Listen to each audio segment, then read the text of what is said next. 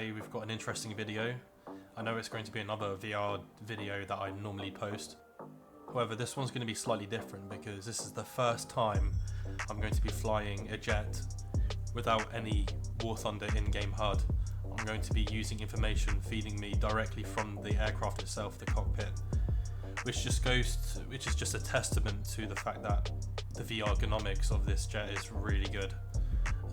Yeah, it has the stores, the weapon systems, that basically, as you can see there on the left. You've got the radar, the flaps, the gear, the fuel, and then the HUD. It has it has a sufficient amount of information that you can play the game without a HUD. And in turn, it's actually become increasingly rewarding. So basically, the higher the realism, the higher the reward for me personally. And keep in mind, this is only my experience through VR and a HOTAS. If you're using something other than that, the mileage may vary. The reason why I think this is also effective, or more effective than having a HUD, is because it removes all the clutter from around the cockpit, and it's very streamlined, and you can actually use this to be more efficient in the air. I do think it's an amazing way of playing the game. Honestly, I can't really look back. I think War Thunder should pursue this sort of immersion. As you can see, I'm bringing 6 AIM-120s and 2 AIM-9Ms. I think this is sufficient enough for me. I've noticed playing this game that it's a lot harder to get up close now because of these Fox 3s. People are launching these obviously from further away. You find yourself going defensive a lot earlier than you would like to compared to the old Fox 1 method. So when you do get up close, you've usually had to fight a lot to get there, to even get into that position. On the RWR, I've got an enemy combatant showing up as a MiG-29, which could also be an Su-27. One of the two. Over G.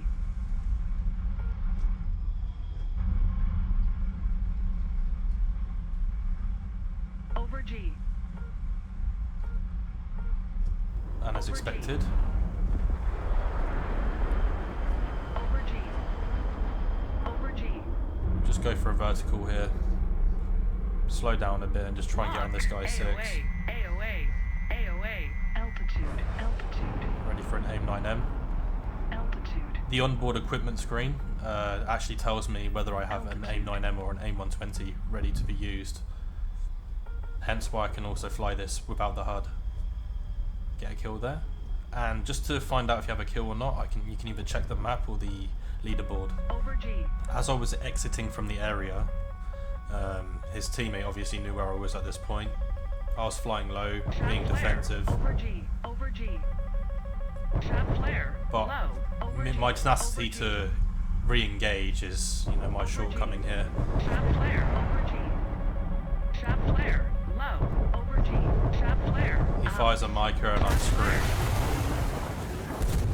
So moments after, I'm now seeking for revenge from that guy who shot me down, and I'm actually approaching it slightly differently.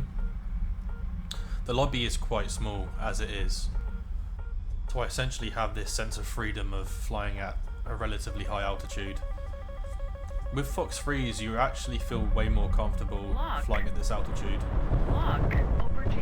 Altitude. We both fire Fox 3s at each other here. This is the same guy. But this is how the game has changed drastically. Because we're firing way early. We're still really far away from each other and we're going defensive at quite a distance. And now we've both hit the deck and we've kind of lost each other. I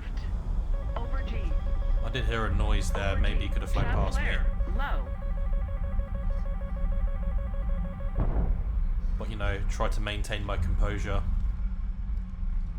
Over G.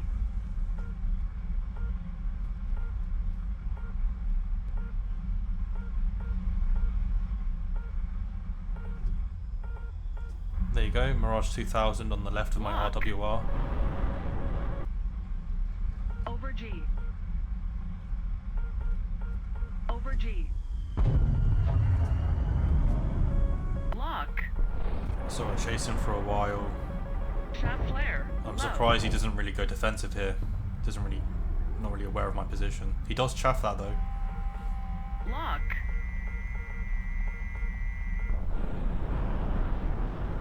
Fire another AIM 120.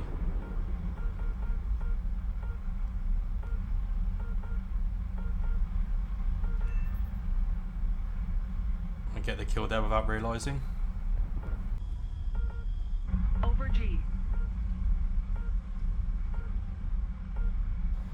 I still can't believe I'm playing this game without a HUD.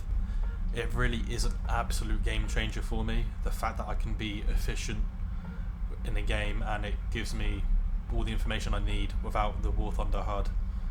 There are things, I must admit, it is quite arbitrary at times in terms of, you know, kill count and everything. The only one singular thing that I've realised that the aircraft doesn't tell you is what version of your SES is applied. But luckily for me, I can feel whether my plane is in manual control or damping or automatic leveling. If you can feel that, then you're on your way basically. Everything else is provided to you. The stores even says how much ammunition you have, how many flares and chaff you have, and the fuel on the right hand side also gives you an indication of obviously how much fuel you have. And on top of that, if you're running low on fuel, you have Betty telling you if you're on bingo fuel or low fuel. That just helps obviously as well. I should be returning to base here. This whole situation has been seamless for the last few minutes. I do see Mirage 2000 on my RWR, 12 o'clock. He gets a missile off first though. And those micas are no joke. At relatively close range on a head-on are very hard to deal with. Luckily the F-15 can take a hit sometimes, which is really good.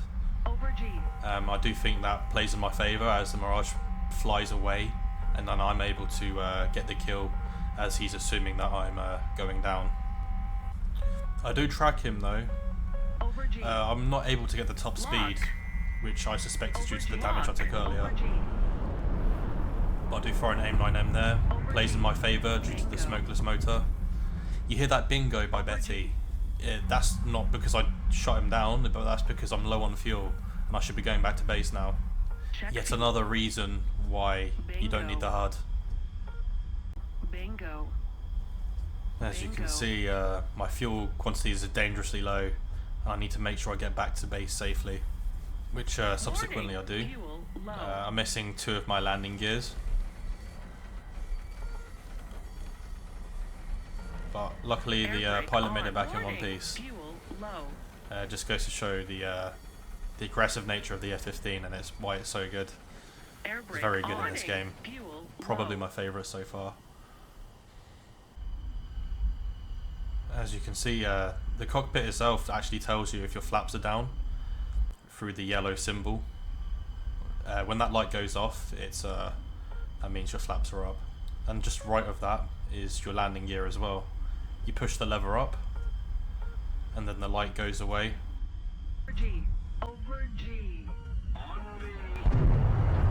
AOA. Now, as I merge with the SU-27 SM, a good quick identifier there was the shade of blue that SU-27 was, because of that new dark blue camo that the new one actually has.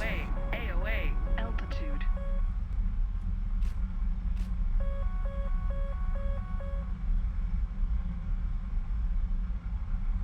For that first merge though, I had my fuel tank on, but after realising that, I went to take it off. Just to check if you got no HUD and you are checking to see if you have a fuel tank, press the drop fuel tank button and you'll hear like a click click. If you do have a fuel tank, you won't hear a noise. It's only when it's empty will it make a clicking noise. That's your indication for, you know, an empty fuel tank pylon. An AIM-9M here, that should just be a kill. The AIM-9Ms are quite good, you just know when they're going to hit.